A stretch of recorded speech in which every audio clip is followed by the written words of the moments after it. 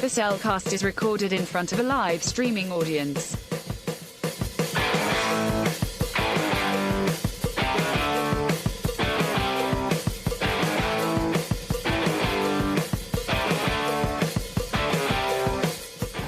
Hello and welcome to another episode of The Cellcast. Plus, joining me today is a man who just got done fishing for astrophage. Welcome, Jacob. They get everywhere. They want to eat everything, and you got to somehow make them breed. It's just like, it's weird. And they just want to eat the sun. I don't understand this. Like, hey, Rock, can you give me a hand? No, wait a minute, you can't talk. She doesn't talk like that, thankfully. Oh, okay. Gotcha. Why, thank you. Let me introduce our co-host. A man who... It's like, wait, how did I get here? What am I doing here? Be like, what's my name? Welcome, Drew. What's 2 plus 2? 5? No, it's 3. And throw the holy hand grenade of Antioch, but that's not the movie we're reviewing tonight. No, it's not. Roy. Yeah, you're welcome, Francisco. Tonight we are doing a Cellcast Plus episode of Project Hail Mary. This is the first new film, as in film that's still in theaters, we've reviewed since Oppenheimer. Yeah. And I think this was the better film between the two. But opinions. Yeah. So yes, that is what we are reviewing this evening. Why don't we go ahead and jump into the spoiler-free section of this? Certified fresh and spoiler-free. So, of course, because the movie just came out last Friday when we were recording G.I. Joe. Literally. This is my first viewing of the film. But I read the book twice. And normally I try not to read a book before I see the movie. But I read the book before the movie was in production. Fair. So that meant when I heard this movie was coming out, I immediately became worried because, well, let's face it, the greatest fear of any fan of a book or movie or video game or TV show or anything that's got to be adapted from something else is that it won't be a good representation of why you enjoy it. That's fair.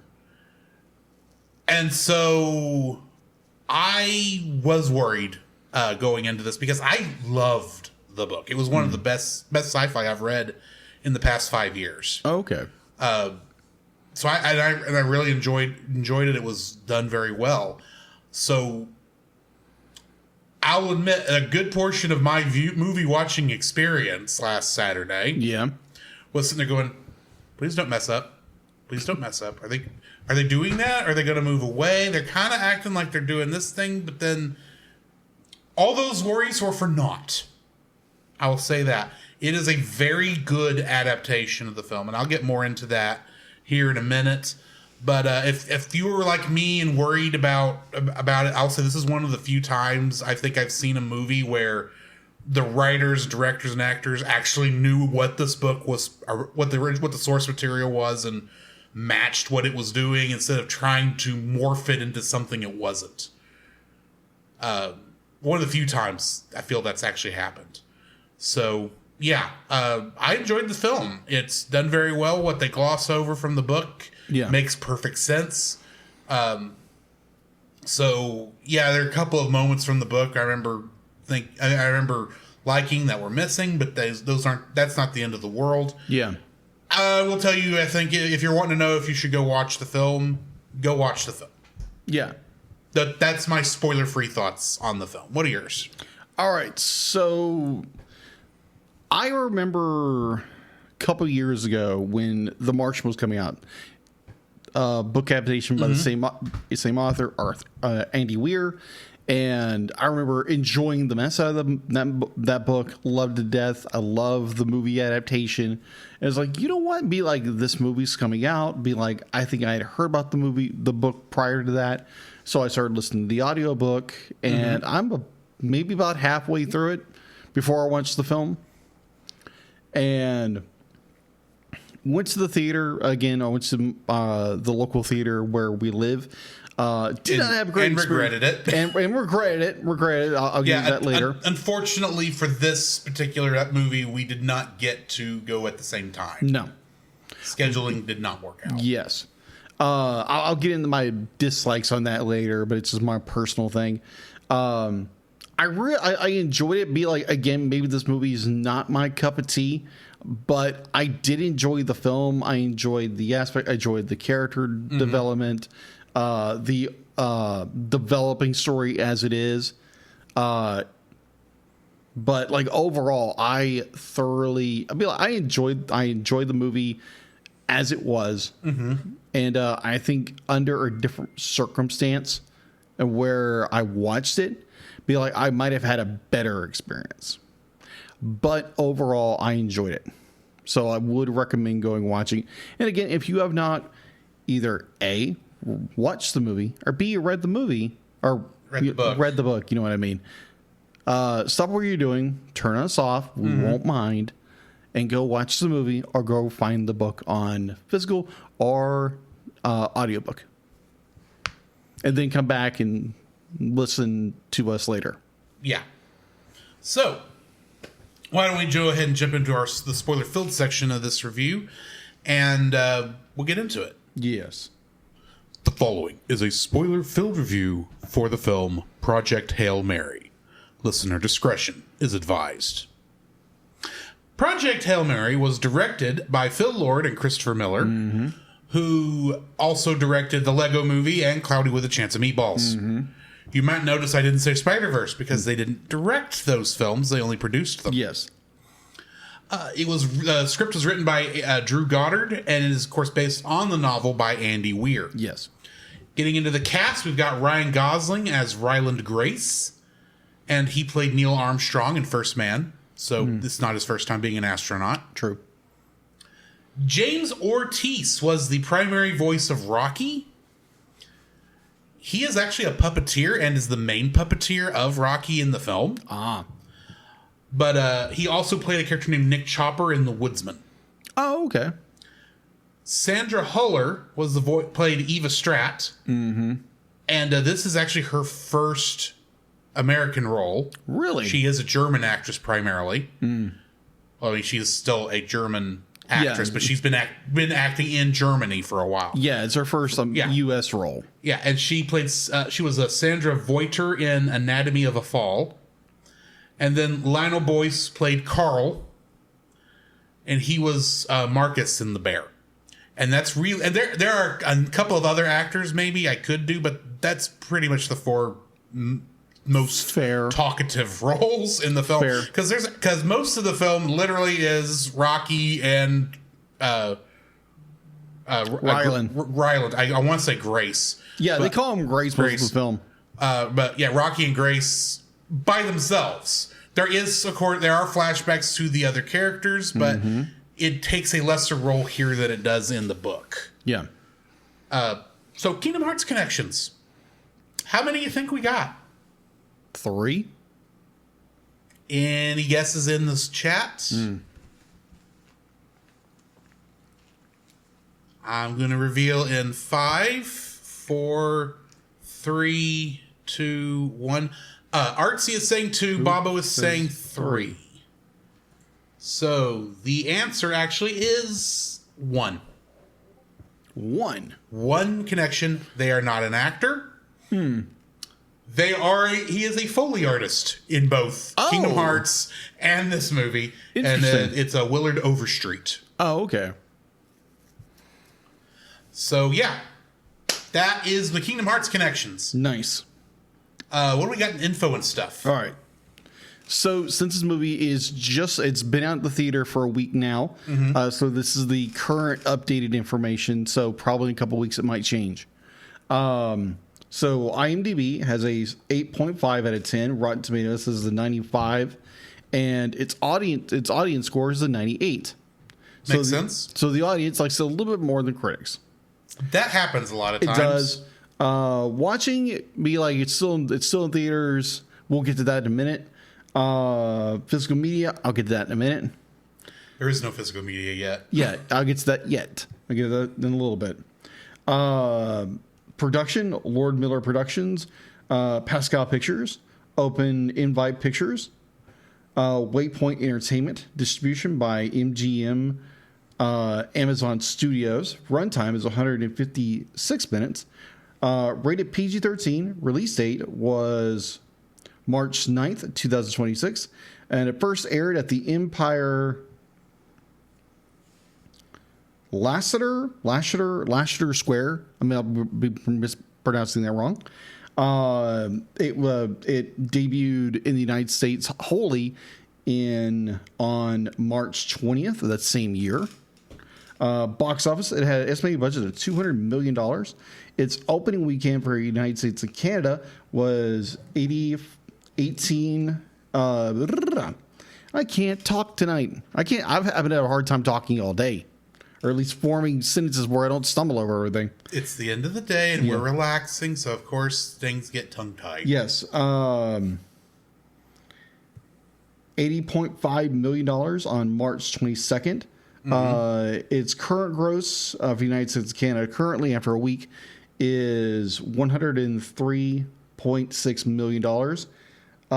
Its international gross, and this is a weird thing. So when I pasted all of this from IMDb, it literally, everything else came up in black. It would be like the international gross came out in white. So that's just a little behind the scenes second. So if you don't if you don't clear up your formatting, it does that. Mm-hmm. Yeah. So currently, its international is $182.3 million. All right. So home release again. This is all speculation based on current market and everything like that. A Project Hail Mary is expected to arrive on digital platforms for rent or purchase in May 2026. The film will be streaming exclusively with Prime Video between July and August of 2026, following the standard 40 to 90 day theater window for Amazon MGM Studio Productions. Based on the typical studio release schedule, the Blu-ray, 4K, UHD, and digital releases are expected to be around May of 2028. No official home release date has been announced yet, but it will be distributed by Amazon MGM Studios. All so right. that is all I have. Getting into the summary. Ryland Grace awakens from an induced coma on an interstellar spacecraft. Initially elatic with retrograde amnesia, Grace discovers that he is the sole survivor of a 3-person crew on board, and that he is light years away from Earth in a distant solar system. Grace slowly remembers that he is an American middle school science teacher and former molecular biologist. In the past, scientists observed the sun dimming, coinciding with the formation of an infrared line from the sun to Venus called the Petrova line. This dimming, caused by a microorganism that is known as astrophage, which is Greek for star eater, exponentially increasing its population on the sun's surface, will result in a catastrophic global cooling of the Earth within 30 years. German government agent Eva Stratt recruits Grace after approaching him at the middle school he teaches at, with interest from his dissertation paper asserting that life does not necessarily require water to evolve, and other scientists from across the globe to study the astrophage. Grace discovers that astrophage is a single-celled organism impenetrable to any form of electromagnetic radiation, and that it breeds on Venus via the planet's carbon dioxide and energy from the sun. He discovers that the astrophage is water-based under its electromagnetic impermeable membrane as supervisors gradually leave the observation room. Researchers also find astrophage to be very effective, but volatile fuel source. It has infected other stars within Earth's solar neighborhood. After flying Grace to a Nimitz-class aircraft carrier set up as an international research platform, Stratt discloses Project Hail Mary, an international effort to send a crew on an investigative suicide mission to Tau Ceti, the only undimmed nearby star. The Hail Mary spacecraft only has enough astrophage as fuel for a one-way trip, but will carry probes to send the crew's findings back to Earth. In the present, as Grace approaches Tau Ceti, he sees an alien spacecraft. The spacecraft, which docks with the Hail Mary, is made of a solid form of xenon, which Grace dubs xenonite. The pilot of the ship is a rock-like, five-legged alien from 40 Eridani, whom Grace names Rocky after the Iridian's body and the fictional character of Rocky Balboa. Grace deduces the Iridians see via echolocation and creates a machine translation system for Rocky's musical speech. Rocky explains that he is a mechanic. Sorry. No worries. Didn't realize that was playing. Just threw me.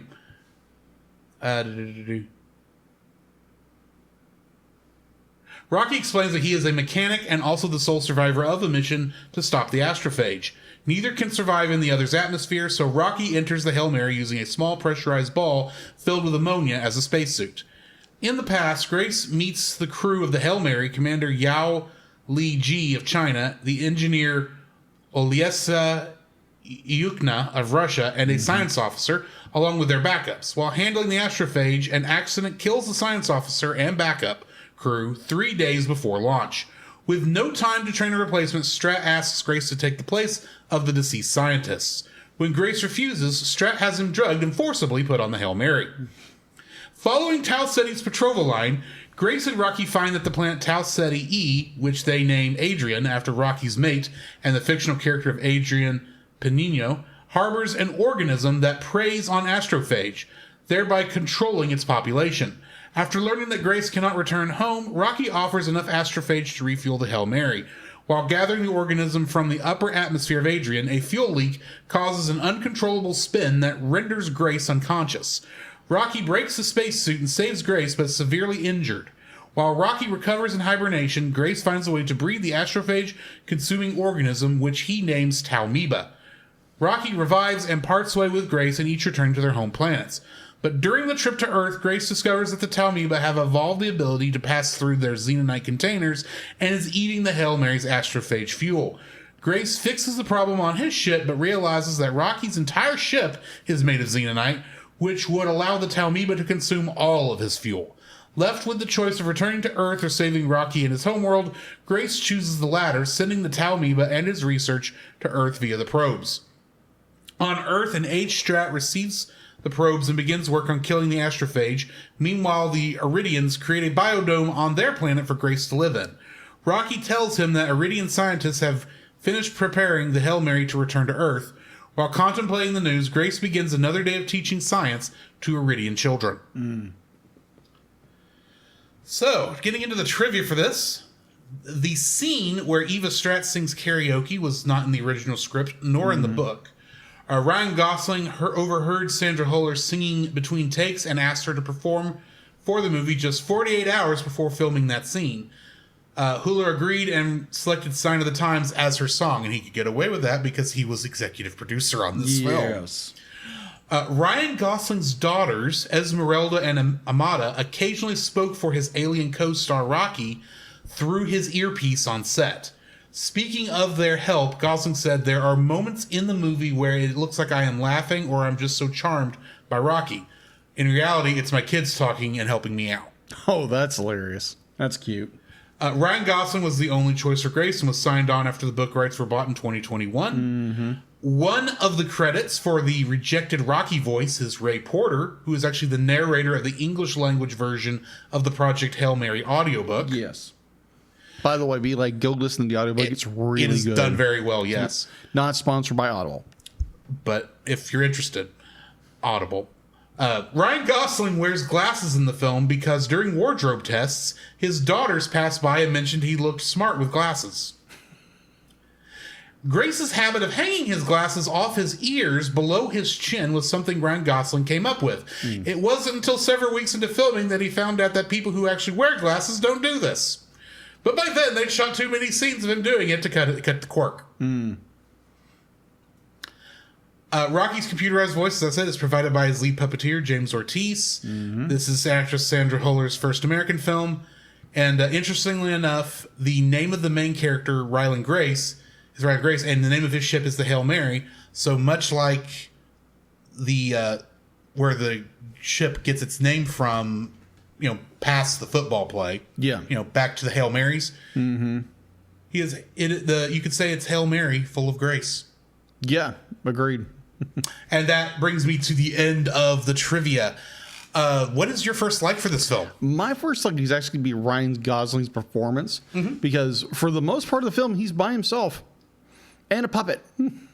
And a computer talking. He's having to act. He's having to act off of almost nothing. Yeah, and he does a superb performance. Be like, yeah, you have the flashback scenes where you see his involvement with Project Hail Mary, and ultimately like why he comes to be on the Hail Mary, which I thought was like, because again, I haven't finished the rest of the book, so me watching this movie it's like, oh my gosh, this is how he got on the ship. I will say basically that is how it happens in the book, but there's a little more to it. Of course, there always is. Because it wasn't just a test gone bad.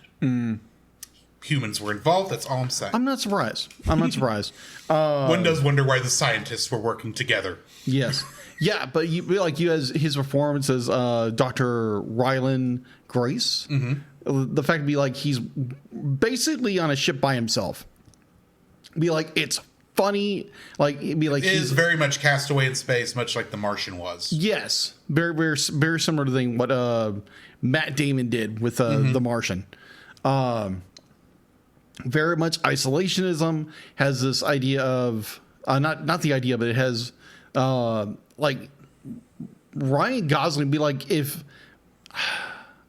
haven't seen a lot of Ryan Gosling performances, but this one it's just like wow. He'd be like he pulls off the dorky scientist, he pulls off the guy who's trying to figure out this.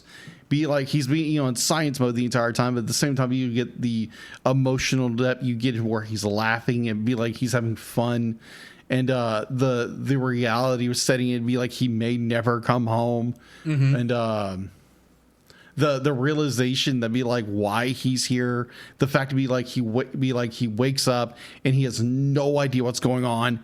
He's like, where am I? There are little bits here and there that I would, but I'll get there. I'll get there later. I overall I thoroughly enjoy Ryan Gosling's performance, and it be like it was moving, it was touching, it was like okay, I can feel for this guy. Be like you understand his plight. Be like he's on an important mission. He has in the beginning he has no idea what's going on. He kind of just he figures it out, but in the book they go into more detail. Like you can't put that in a movie. You can't put that in a movie. But overall, I enjoy his performance. What is your first like? As someone who loved the book and was worried about how the adaptation would go, I'm going to say the adaptation of this movie of the book is done very well. Yeah. There are some things from the book that they do gloss over. Most of it is just the mechanics of actually doing the science experiments. Yes. Of trying to figure out how to actually why the astrophage does what it does, why the Taumoeba, how they breed the Taumoeba, and a couple of different other things, and things like Grace just trying to figure out how far away from Earth he is to figure out where he is until he actually gets up there and actually looks it up in the computer because he just woke up and can barely even talk, but yet he knows how to do math. Yeah, I love that line in the movie. I'm smart and I don't know why. Wait, I can do math. What's going on? Yes. So that's these dead people. That's the main thing it kind of glosses over. There are a couple other little things that it does. It also glosses over, like the when he discovers the fourth dot of astrophage. Oh yeah. The entire time in the book, he came up with names for the three dots he had, which were Moe, Larry, and Curly. The Three Stooges. And they do mention the Three Stooges in that moment. Do. But when he finds the fourth one, he's in the book, he says, "Hello, Shemp." Yeah, and I thought that's one of my favorite lines in the book, and it's not in the movie because they just couldn't focus on that because it's an important plot point, but you know what happened the minute you see that fourth red dot on screen. And another one is they go into more depth as to why the four probes are named John, Paul, George, and Ringo. because they're named after the Beatles, and the probes are called Beetles in the book. That makes sense. But there's another little thing, and you probably you're not, I don't think you were there in the book yet, but when there's a certain plot point, a major plot point in the book where it looks like everything's going to heck with the breeding of the Taumiba, and it's jokingly I said Ryan. Grace says, "Oh, it's a hard day's night," and or working like a dog. Sorry, working like a dog. And of course, Rocky doesn't understand what that means. Is trying to explain it while Grace is trying to go to sleep. Yes, and that causes him to be inspired by, oh, maybe this is how that's working, and he has to get up, and that actually puts everything back on track. I don't remember exactly the moment this is. I just remember it's with the Taumiba because it's near the end of the book. But and it has to, and that's why, and he goes and gets the one of the Beatles in order to figure out how to. Oh, it was because they were trying to figure out how they were going to send them back. That's what it was, and to keep the Taumiba alive. And they realized, oh, the Beetles would actually do that, and we only really need one beetle to go back to Earth in the book. And I think it is only one beetle that goes back to Earth in the book. But either way. yes, So those kind of moments that they glossed over or changed make sense in this because they do have to shorten this, 12-hour book, I think? I don't remember exactly how long it is. It's one of the longer ones. Into a 2.5-hour film, they had to make everything... streamline the story. And that makes sense. But they remain true to the heart of the narrative because when you get right down to it, it is about this friendship between Grace and Rocky, and Grace being a coward, which the book gives you plenty of evidence of, especially during the past sequences, to where when Grace makes that final decision to, instead of going back to Earth, turning around and going and helping Rocky, it works so well. And that was the moment I was scared they were going to screw up the most. And thankfully it's not. So it's literally, such a good adaptation because it understood what the actual story was and didn't get bogged down by other stuff that is there, but is not the focus, I think, of the actual narrative. So, yeah, that's my first is the adaptation of the book. Oh, okay. What's your second? My second would be... So, I learned this afternoon, most of this movie's done practically. Practical sets, Rocky, he's an actual puppet. Yes. The fact to be this is a huge set. Huge. Oh my gosh. Yeah. And be in a day and age where everything's LED walls and it's green screen, where I think it was the directors were saying we were avoiding as much of green screen as we could, and gave everything practical, which I thoroughly enjoy, definitely in this modern age where everything is CGI and someone's sitting on a bucket. But I love that aspect. Definitely when you learn. When I learned, it's oh, okay, so Rocky's actually a physical character in the scene. Which means he has to move naturally. And move naturally. And you don't have... Grant, we're animation nerds. This is normally an animation podcast. Right. We know full well there's a lot of tricks animators do to make things look like they are moving like they're supposed to look like in animation, which is kind of what I was originally expecting Rocky to do. But the fact that this is... actually moving naturally. It's a puppet. Because it's a puppet. It's actually having to deal with physics. Granted, I bet those deeply appreciate. I bet that was actually foam for the rocks instead of actual rocks. I would be that would be because foam would be a lot better than it'd be a lot easier to easier to puppet. But so, you know what I mean. For the puppeteers to work with. Yes. But anyway, it's a puppet. Be I enjoy the Rocky is a puppet. Be like he's actually there, and you have a team of people off screen, creating this character. And I was like, wow, this is really ingenious. And the breadth of the scene with Sorry, people, I'm tired. But the soundstage, the set, be like, it's just gorgeous. Be like, how much depth and detail they have to go into. And it, like, apparently most of it was shot on Shepperton Studio in London. I was like, oh wow, this is really cool. It'd be like how Rocky be like his little domes where he, you know, like he can survive in Grace's atmosphere. It'd be like it's done beautifully. I'm like, oh, okay, that's actually practical effects. And like, okay, bravo, bring back the old style of like lighting and everything in this film. Be like, it's done beautifully. So yeah, the special effects is just gorgeous. My second like for this is the character of Rocky. Yes, because granted, I did not realize, I hadn't come across that yet, that it was actually a puppet. Because I assumed when I saw, puppeteers, that maybe they were doing an on-set puppet that then later got replaced by a CG Rocky. Right. Because he does kind of have a little bit of, I'm not going to say a CG gleam to him, but there is something that feels it's a little more, I just kind of assumed it was CG because it's 2026. Yeah. And we've been dealing with CG characters for years. And plus, forgive me. Yeah, well, there's obviously CGI in the film, right? And so to bring up Rocky's so it would not be a surprise if Rocky was CG, right? And I'm sure there might have been some CG to enhance the performance of Rocky, which is fine. That's the entire point of that sort of thing. But the way that James Ortiz is able to voice that character through the computer, I thought was done extremely well.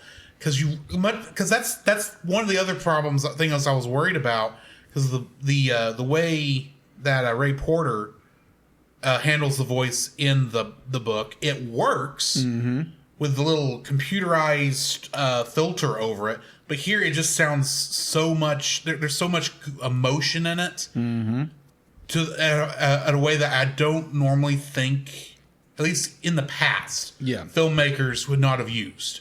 They would have tried to go with this kind of Microsoft Sam type of performance, for this computerized voice. And one of my favorite scenes in this is when they're actually trying to pick out which voice is best for Rocky, and one of them is Glenn Close. Oh yeah, and they actually got not Glenn Close. Yeah, Glenn Close. Was it Glenn Close? Yeah, it was Glenn Close. I thought it was Meryl Streep. Yeah, it was Meryl Streep. Meryl Streep. I apologize. Yeah, they actually got Meryl Streep to come in and voice that one line. Oh, of course. So it's like, okay, that's cool. And that was based on an improv. Yeah, because literally they were going through that, and Ryan Gosling says nobody can beat Meryl Streep, and then they went out and hired her for just like, we just want you to do this one line for us, please. And she agreed, came in and did it. Nice. So, yeah, but the way between the puppeteering of Rocky and the voice throughout the entire thing, as I was just, we've had digital, or not digital characters, but fictional aliens, like digital CG characters. In a lot of films, going all the way back to Jar Jar and Gollum. Those are the two original ones, for being honest. And I think Rocky's the best one, and it makes perfect sense. That's because he's not digital. He's a puppet. He's basically Kermit the Frog, but not. A modern day Kermit a modern day Muppet, basically. Yeah, modern day puppet. And that explains why the performance was so good, because it was natural. You had a master puppeteers controlling it and putting in those finite movements that you really just can't do in full CG very well. Yeah. Don't get me wrong. Love CG characters and CG animation. Otherwise, I couldn't do this show. But I just appreciate not only doing that. Yeah. And doing a full, having actual full puppeteering and live. This basically is a full live action film. In many ways, there's puppeteering, yes, but it's just done so well, and it was just, it was just fun to be there in the midst of this as they're trying to solve this problem. So yeah, and Rocky just did, and Rocky is 9/10 of why. Don't get me wrong, Ryan Gosling's performance as Grace is good too, but if you don't like Rocky, you're just not going to like the film. unfortunately, because That is he true. makes the film in so many ways, and he makes the book in so many ways too. So yeah, James Ortiz and the rest of the Rockettes, as I think they were called, in a piece of trivia, the other puppeteers performing Rocky is my second like. Nice. I think it was the Rockettes. I may have to look that up. So my third like of this film would actually be the buddy story between Ryland and Rocky, because it'd be like this very unlikely duo they have to learn how to communicate. And I know in the book that he's like 4 chapters and they'll learn how to talk, which kind of makes sense. They streamlined this a little bit more for the sake of cinema. The dynamic between these two is like, once they realize, okay, we're on the same mission, be like, we got to figure out how to, fix this astrophage problem. I had it wrong. It was not the Rockettes. It was the Rocky Tears. The Rocky Tears. Okay. Sorry. Continue. You're good. No, but it's a. I love you love stories where it's like it's a like a cop buddy story where it's two people, very unlikely people, who wind up getting together and make this wonderful partnership with each other, and that's what it is with Ryland and Rocky. The fact that they're willing to sacrifice each other in order to protect each other, because you have with Rocky when with what is there, Calcetti, they're trying to Talcetti, they're collecting, and the accident happens and Ryan gets injured. These are the actual Greek names of actual planets. Yes. So yes, but or the Greek letters that the scientists use to give the scientific names to these planets. Anyway. Yes.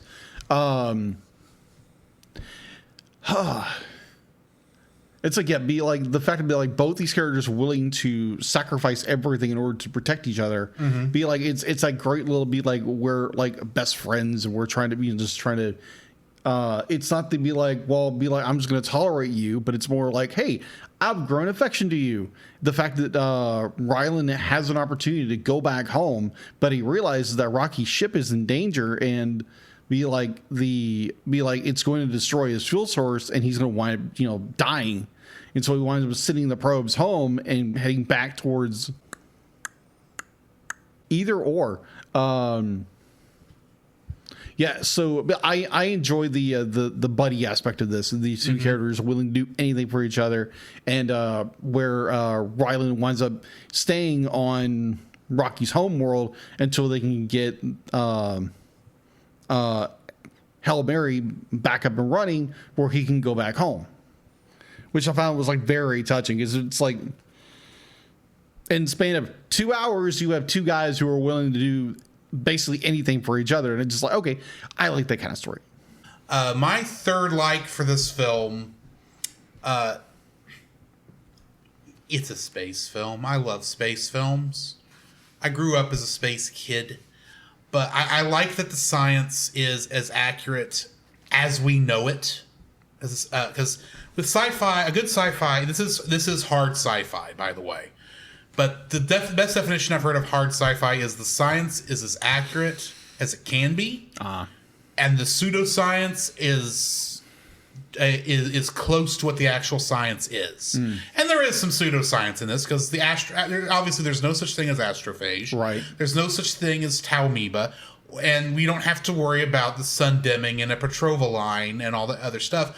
But it sounds that pseudoscience sounds just plausible enough that you go with it, with the rest of the science that, as far as I can tell, is accurate, and that is what is in the book as well. So I grew up watching Star Trek. I'm used to technobabble. The technobabble here is good. It's done well. It's accurate and plausible, and this is just such a good sci-fi story. And this is why this is my kind of cup of tea, because I kind of like this. We've got to tech the tech in a tech direction in order to save the planet. To use a quote from a Star Trek interview explaining how the technobabble was first seen in scripts in the earliest parts of scripting. But I just love a good sci-fi, and honestly, we have not had a good sci-fi in a while. The Martian is close, but I think this is better than The Martian is. But this feels like a good classic science fiction film that's not trying to be Star Wars or be pulpy. This is good hard science fiction, and I enjoy that. So that's my third like, and that's basically my most of my likes for the book too, is that it's good hard science fiction. And it's the kind of thing I can just easily sink my teeth into for hours. Whether I agree with the philosophy behind everything or not. But yeah, I can go with friendship. Yeah. So we do have to talk dislikes. Yes, we do. I'm not sure how many of these I have, but what's your first dislike? My first dislike, now granted, it has nothing to do with the film, and it has to do with my experience at the theater I went to. So again, like I said in the top of the show, that's how hard dislikes are going to be to come up with, people. Yes. So the local movie theater recently changed over to a new owner. And in the new owner's defense, it was the old owner that let it go to pot. Well, could have. We don't know. The last time I went there, it was still owned by the old owner, and yes. the seats needed reupholstering then. Yes. And it did feel like it was going downhill. Right. And the new owners just hadn't fixed it up yet, to my knowledge. Yeah. So my experience in this theater, because I've had really good experiences with this theater, it wasn't really not bad. The new ownership, they've kind of stripped everything down, and it's not as pleasant of an experience to walk into it anymore. So get my ticket and go sit down. And I think the last time I was in there, everything was dark. You couldn't see anything. You can see where you're sitting. But this time the lights were on, which were good. But the problem was the AC wasn't on the entire time. And this is a over 2 hour film. So I'm sitting there sweating, being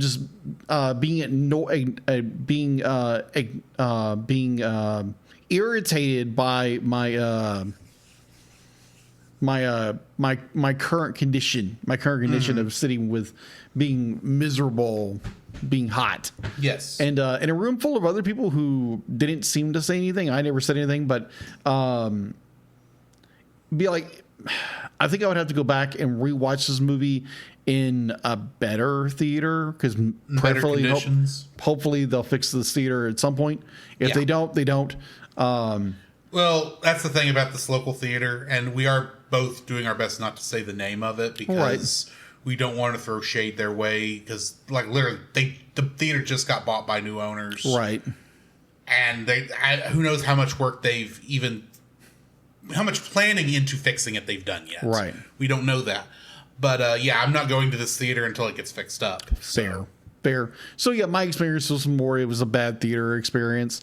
And if I was in a theater that was more updated and actually had AC running the entire time, it would have probably been a better experience for me. But I was absolutely miserable. I could not wait to get out of the theater. If that theater does not have the air conditioning on by summer, they are going to be in such trouble. Right. So yeah, that's my first dislike. Not really the movie, but my experience in the theater.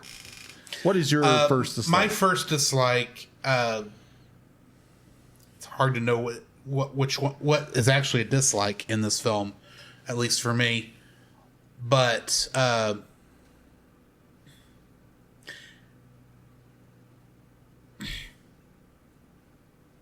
I don't know if that's not exactly how I envisioned Rocky's ship when it was described in the book. Okay.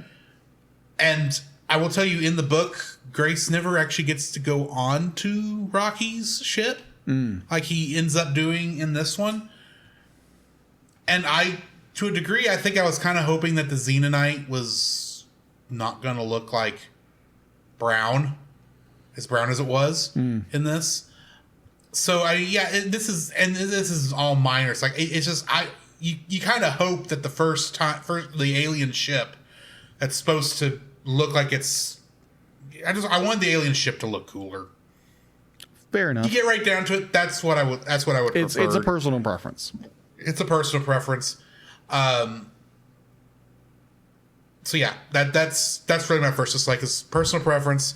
Rocky's ship doesn't look as cool as I envisioned it in my own mind. Fair. But that's gonna be the case anytime you read a book and then watch a movie. The movies, someone else is going to have to figure out what it looks like and put it on screen. And they, no matter how well it's described in the book, it may not be imagined in the same way by two different people. So, yeah, that's my first dislike. Is I just don't like the look of Rocky's ship. It's not as cool as I envisioned it. Fair. But it does look like a ship that would have been designed by somebody who doesn't see. True. And colors don't matter. So, right. Anyway, what's your second dislike? My second dislike of this film would be, again, this is a nitpick. So you have Andy Weir, who is just like, just spills everything out. Be like all the technobabble you want. Be like that's in his books. Yes. Be like you want it's there. So and it's fairly accurate to the science to the best of my knowledge. Right. So the fact to be like this movie is so heavily, I mean, like the book itself is so heavily detailed in technobabble or scientific lingo or what have you. Yeah. So be like, in order to streamline the book, they had to knock back a little bit more of that to make it more palatable because again, be like, if you wanted just hardcore science nerds, be like, yeah, you have a couple dozen people show up, but you got to make this movie I don't know if it's to make, for everybody else. I don't know if it's to make it more palatable. It's just to streamline the story. I agree. That's where I was going. I think what Andy Weir wrote was more of a science detective story, right? With this growing relationship in the background, and Lord and Miller focused more on the relationship than the detective story. Exactly. The detective story is still there. Yes, but still is. Anyway. Yeah, but like again, I still enjoy the film for what it is. Again, watching a theater with an actual AC going on, but overall, be like, I did enjoy this film. Be like, they do sacrifice a lot of the technobabble to streamline the story. And I'm going to say this where it does kind of make it more palatable towards a broader audience. I can see that. And so, yeah, I understand why they did that. Be like, and again, it's a nitpick. Do you have a second dislike? Yeah, my second dislike is Rocky eating is not as horrifying as it sounded in the book. Oh, good night, yeah. Because the way it's described, because the way they show it in the movie, he literally kind of just opens part of his carapace on the bottom and then consumes the rock. Right. It's like, okay, that's kind of how I would have assumed a crab monster might do that. Right. But the way it's described in the book, he like completely opens his skin and turns almost inside out before he can eat the rock. And that's not what they did here. And a part of me is disappointed that I didn't get to see that, despite the fact that would have caused all the children to run screaming from the movie theater and many of the adults as well. Yeah, exactly. So thankfully they didn't do that. I get why they didn't do that, but there's just this.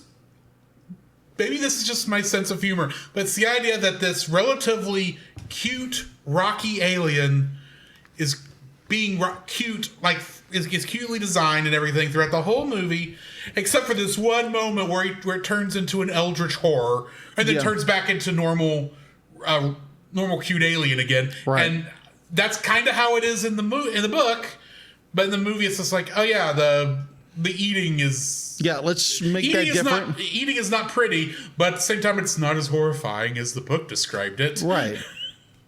So yeah, that's my second dislike is one of the moments that made me guffaw when listening to the audiobook was toned down. Yeah. And I find that a shame. Do you have a third like? No, I don't. Our third dislike. I do not have a third dislike. Alrighty. Either. What are you rating this? I'm going to give this, hold on. So kind of behind the scenes stuff when I do my notes. I literally take the episode before the notes for that one and literally copy paste and just redo it. So I do some editing from the last episode, which was our special episode, will come out in a little bit on Wednesday. So stay tuned for that. I actually need to edit it, but anyway. All right, so I'm gonna give this straight up an 8.5. Like, it's a great film. I think my only problem was I had a bad experience theater wise, and it's an enjoyable film. I guarantee if I go to an AMC or a Studio Movie Girl or something like that, I'll probably enjoy the movie more tremendously because it has AC. So yeah, that is my 8.5. You? I'm giving it a 9. This is my kind of movie. This was a movie that is aimed directly at me. Fair. The book is aimed directly at me too, and the fact that the book and the movie are in the same lane, just elevates everything to a high watermark. Yeah. Ryan Gosling does great. James Ortiz does great. Everyone else, they're good enough for what they're doing. They're not the focus. But the movie is done well. While admittedly, the only other real weird thing was they added a room in between onto the ship that was not in the book, where there's all these video screens. Oh, that's a great scene, though. Which it's a great scene, but it's not in the book. And at first, when I first saw it, I was like, why did y'all have to add that? What are y'all going to do with this? And the fact is, I actually loved every scene that took place in there, which is why it didn't end up in my dislikes. Oh, okay. But it's like this. It's that kind of thing that's like things I was afraid when I first saw. I was like, oh, that's not going to work. And then they worked far better than I expected. Make me love this movie more. Not only am I looking forward to seeing it again, I'm actually seeing it again tomorrow. Oh, okay. Because for my mom's birthday. Nice. So, now that I will be able to go into it and not be worrying that they're going to screw the thing up at any moment, I'm expecting even a greater movie watching experience this time around, and I'm looking forward to it. So yeah, that is 9.5, or I say 9. 9 is what I'm rating the film. Yes. We are taking a Easter break. Yes, as we do every year. But after that, in 2 weeks, we are coming back with a Disney classic that I'm kind of surprised we hadn't gotten to yet. We're going to be reviewing Cinderella.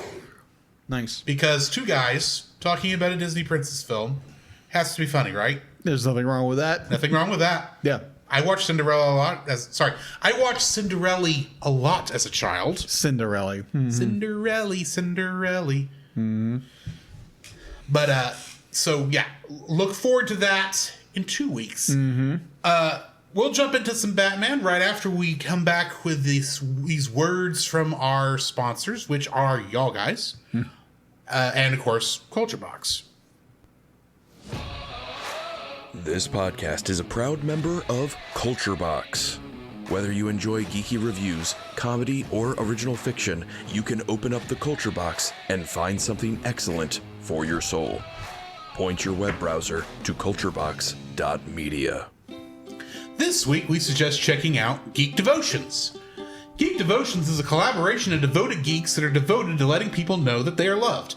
They produce a weekly geek culture-infused devotional, their podcast Com Talk, and written articles, all designed to encourage and challenge people in their geek communities, bridging the gap between their faith and their geekdoms. You can find all their content at geekdevotions.com. And I chose them this week because today, just today, the day of this recording, their devotional is actually based on Project Hail Mary. Ooh. So go check them out if you've enjoyed our discussion. Cross-pollination. Exactly. The Cellcast would also like to thank the following patrons: PaulJPowers.com, Edwin Gonzalez, The Book of Gaming, The Monster Island Film Vault, and Artsy Steph. If you would like to have your name shouted out on the show, plus episodes of our Patreon exclusive show, We're Just Super Saiyan, you can donate to our Patreon at the $1 level. And at the $5 level, you can get all that, plus uncut episodes of the Cellcast and special art from Jacob. And at the $10 level, you can force us to review a film of your choice within reason.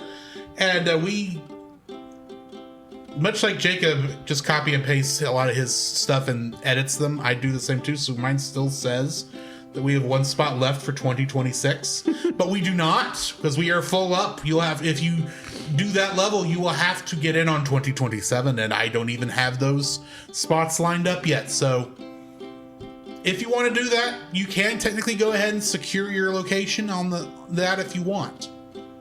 You can also check out our Redbubble store for stickers and t-shirts and various other items of merch. And you can find links to that in the show notes. And if you want to support us without spending any money whatsoever, please rate, review, and subscribe to us wherever you found us, and share us with your friends. Both those who enjoyed Project Hail Mary and those who didn't. And, well, I guess we didn't really hate on Project Hail Mary, so Yeah. they can't really hate listen. But anyway...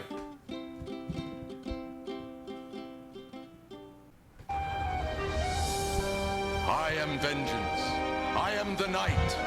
I am Batman. Batman. Batman. There is a song the good folks sing. Song the good folks sing. Really? You didn't go, Rockman, No. Rockman, Rockman? Oh, I thought about it. I'm just tired. That's fair. And this is going actually faster than the last couple episodes. Oh, yeah, you're not kidding. And not because we're just by ourselves, because we've had a couple where it was just, we got started late and we're tired, and it took a while to get to it, and we were rambly. But Yeah. not tonight, apparently. No, we're so forward tonight. Showdown, which this episode first aired November 12th, 1995, is production episode number 78, broadcast episode 82. It is written by Kevin Altieri, Paul Dini, and Bruce Timm. And directed by Kevin Altieri.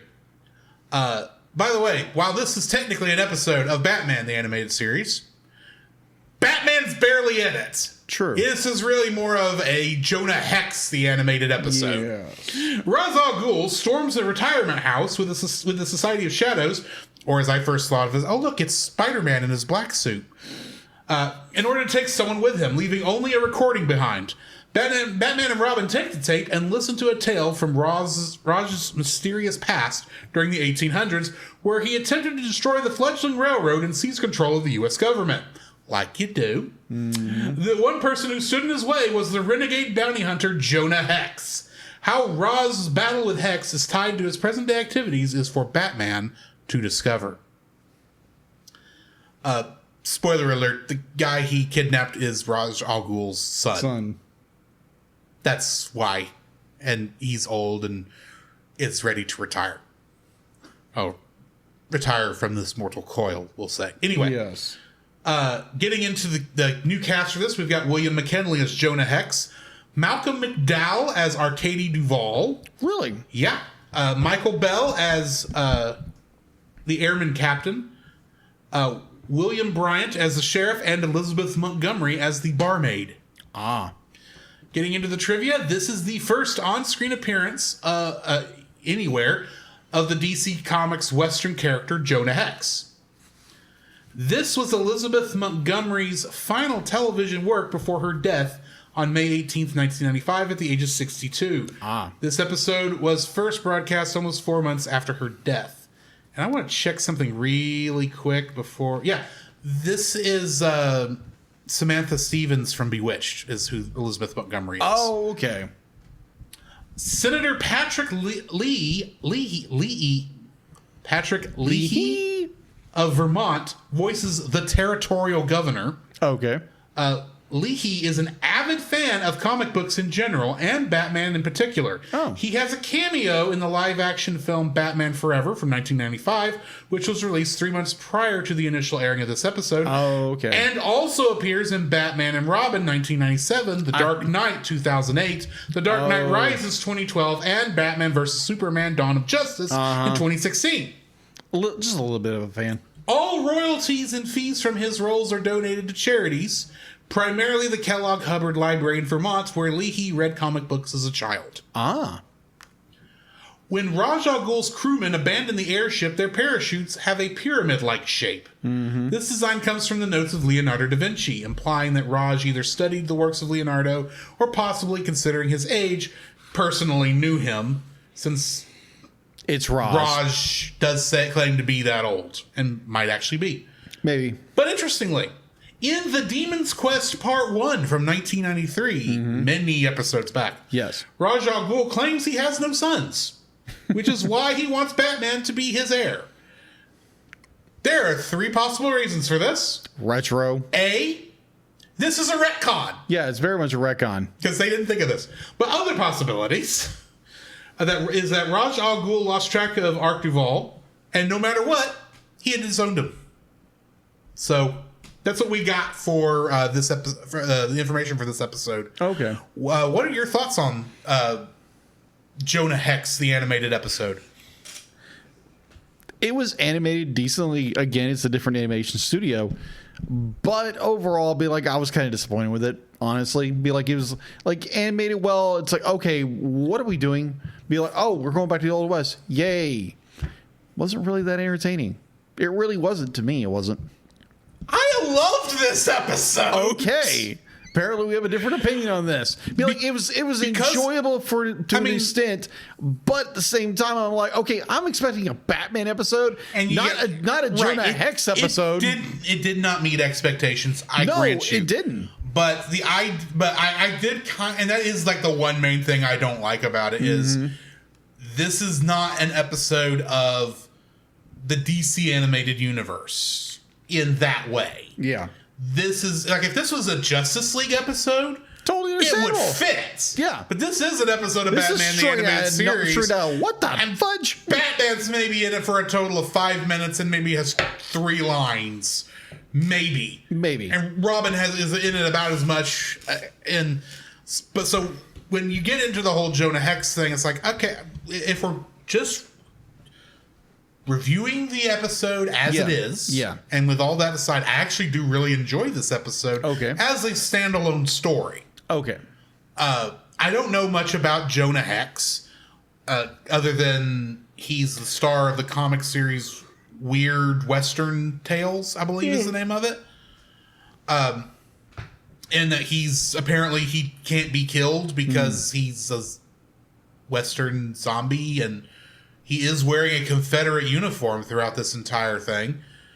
But him going up against Ra's al Ghul and this Arcady, who I hated Arcady the minute I saw him. But because he's not supposed to be a likable character. He's not supposed to be a likable character. But this kind of felt like a Zorro episode in many ways, except instead of Zorro, we've got Jonah Hex doing things.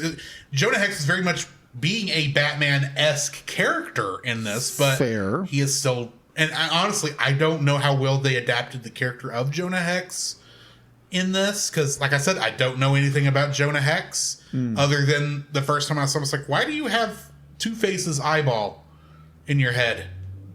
But, I don't know, this, to me, was a fun episode, the whole idea of...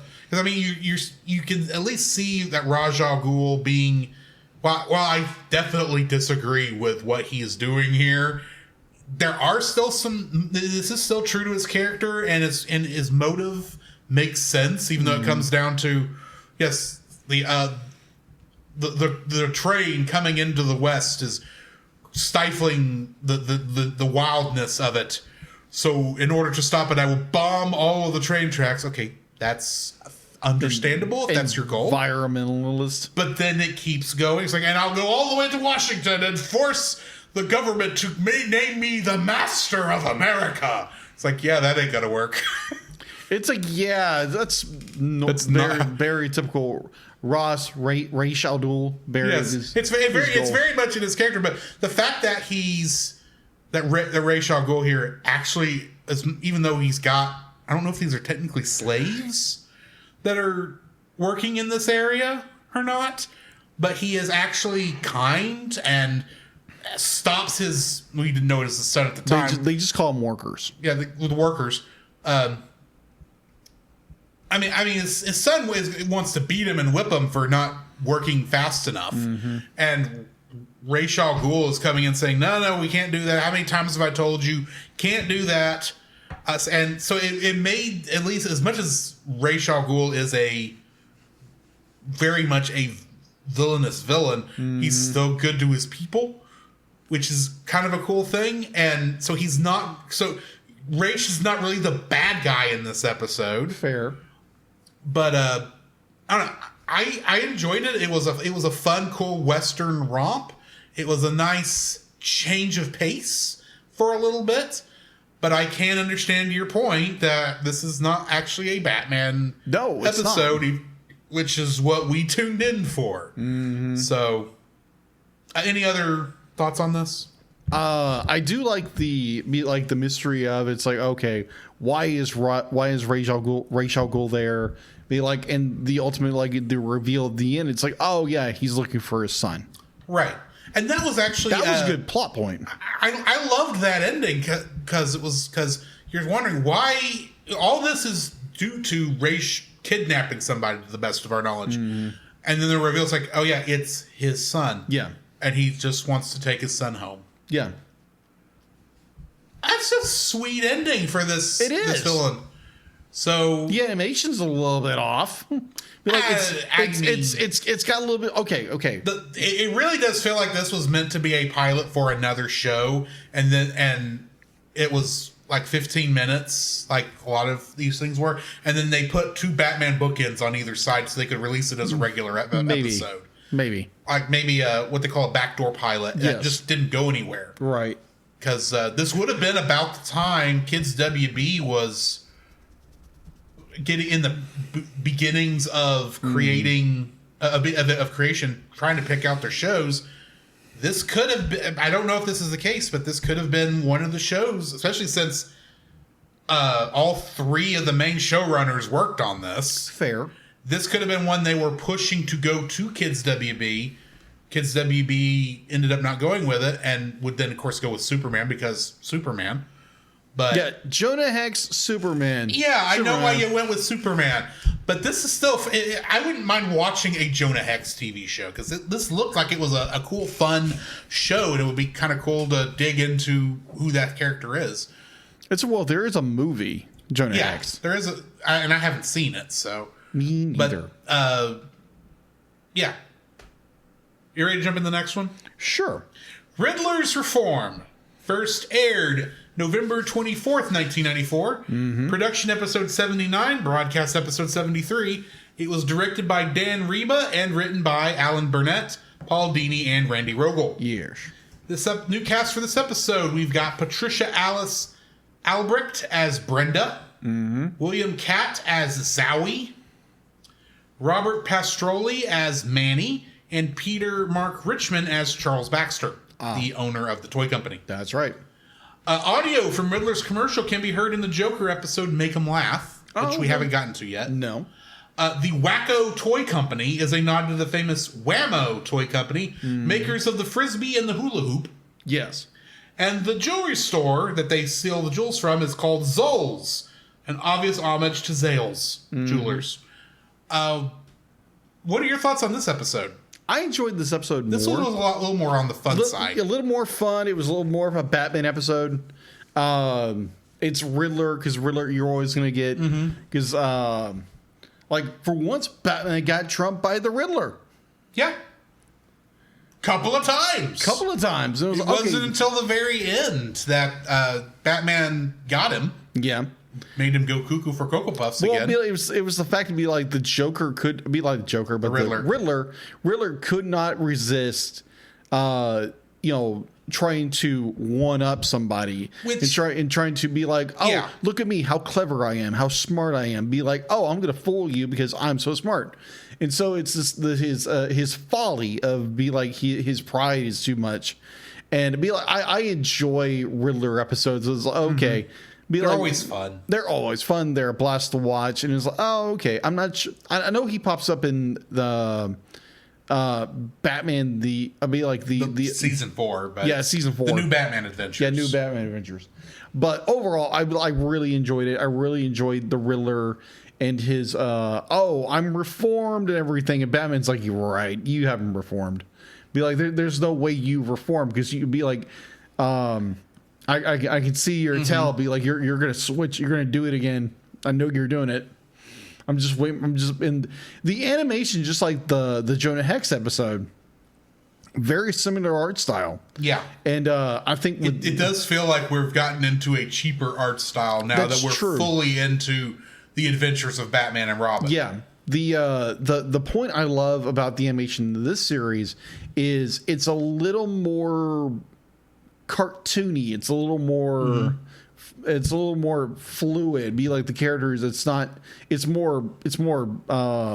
Pull and stretch with them. It's not the rigidness of Batman the Animated Series.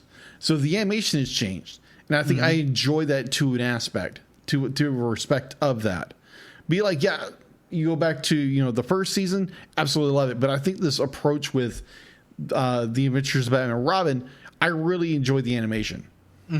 It was just the Jonah Hex episode. I'm like, this is a little bit weird. The fact that it wasn't a Batman episode put a bad taste in your mouth. Yeah, or half of my mouth, because it'd be like, nah, everything else. Yeah.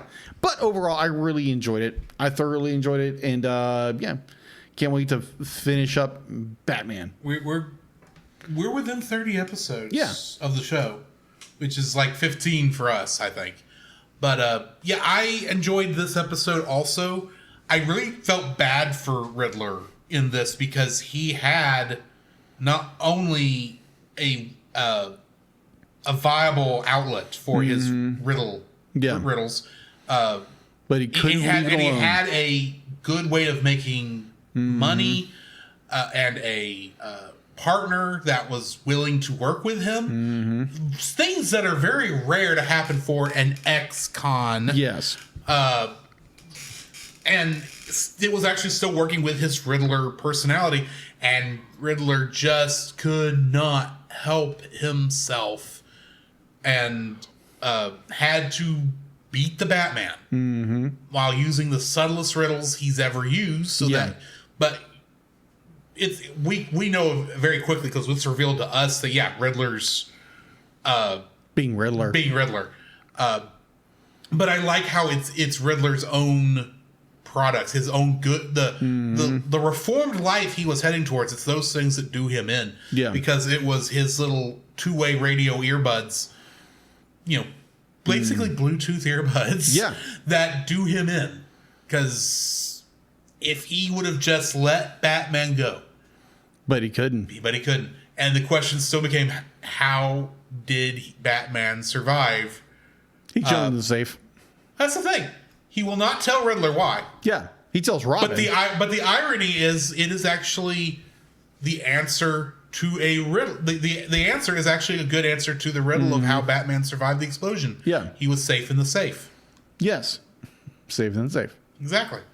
Yeah. So I do enjoy the very end. It's where it'd be like Riddler asks, be like, okay, fine, just tell me how you did it, how you did. Be like, there has to be some kind of secret. It's like, no, and he walks off. Yeah, and it drives him up the wall. It's just like, to the point where he's annoying all of the rest of his Arkham inmate cohorts by yelling, "Why? How did he do it? Somebody has to tell me." It's like, I must know. It's like, you're the Riddler. You can figure it out. Yeah. And it was so fact he jumped in the safe because there was no other option except jump in the safe, which was open. Which immediately made my brain go to Indiana Jones and the Kingdom of the Crystal Skull. Minus, this is a better outcome. Oh, great. Please don't tell me this nukes the fridge. Because the show has to jump the shark at some point. But at the same time, the DC animated universe went for, 15 years? Yeah, approximately. And admittedly, part of the way they avoided that overall is the focus over time shifted between different shows and different writers and different networks.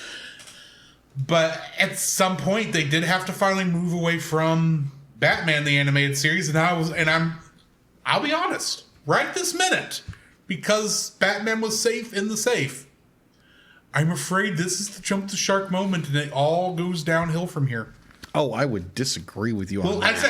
I'd say I don't remember how it goes, because we're definitely at the point now where I don't remember the episodes. That's fair. There might be one or two episodes that I've seen after this that I'll go, oh yeah, I remember that. But I don't know, just by looking at episode names, like the only one I recognized was the one that I watched when we watched Sub-Zero, and it had all those Mr. Freeze episodes on it. Oh, yeah. And that's the only other episode I recognize the name of. And it's like, I don't know where this goes from here. I really hope this is not the downturn as we head towards Superman. It's not. There may not even be a downturn for all I know, isn't. but I can we shall see. I can see your concerns, but I can promise you, there's no downturn at all. Well, I mean, except Xenia Project or something like that. Well, that's far, far after this. Yes, but admittedly, the quality of animation on this show has been up and down depending on which studio they outsource to. So really, it would take bad writing, for this show to not be good. Agreed. And I don't see that happening.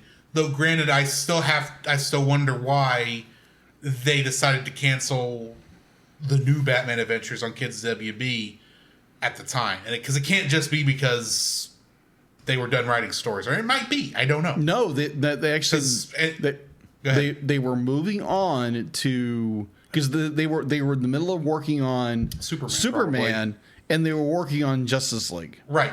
So they had to drop something. So they dropped Batman, which is fair, though. Justice League wouldn't come out till it was on Cartoon Network. But either way, that's going to be it for us tonight. Next week, we're off, or in 2 weeks. Yes, when we review Cinderella, we'll be looking at Second Chance and Harley's Holiday. We are getting very close to the end of "quote unquote" season 3, which is the end of the New Adventures of Batman and Robin. And then we'll be going into the new Batman Adventures very soon. Right around the next time Marchand's on here, actually. Because he'll be... Cowboy Bebop. For Cowboy Bebop. So right on May 1st is when we will be making that switch. So we got one more month before we're technically on the third section of this show that has 3 different names. So join us for all of that. Yes. In the meantime, this has been Drew. This is Jacob. And we'll catch you in the next frame. To follow Jacob and Drew's individual internet exploits, check out the Linktree links in the show notes. You can email us at thecellcastpodcast@gmail.com. Follow us on Twitter or X at @cast_cell. Follow our Facebook page, The Cellcast Podcast, and join our Facebook group, The Cell Nation, our YouTube channel, Cellcast, and our Rumble channel, The Cellcast Gaming. You can join us every Friday night at 7 p.m. Central for our live recordings of our episodes on Twitch, Facebook, YouTube, and Rumble. You can also join Drew on those same streaming channels on Tuesday nights at 8 p.m. Central for gaming streams.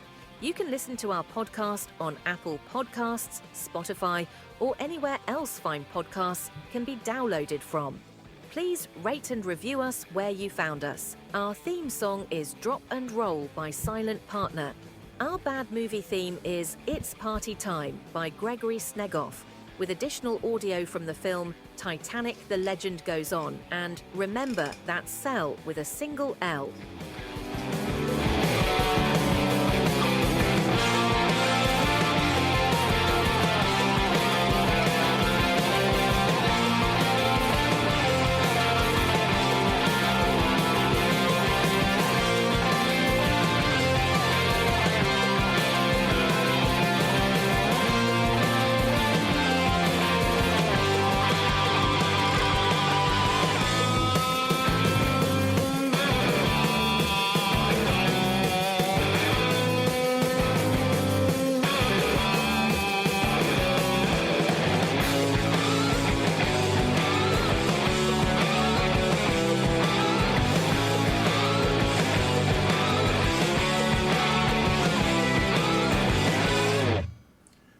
Imagine if instead of Rocky being named after Rocky Balboa, he was named after Rocky the Flying Squirrel, which would make Ryan Gosling Bullwinkle.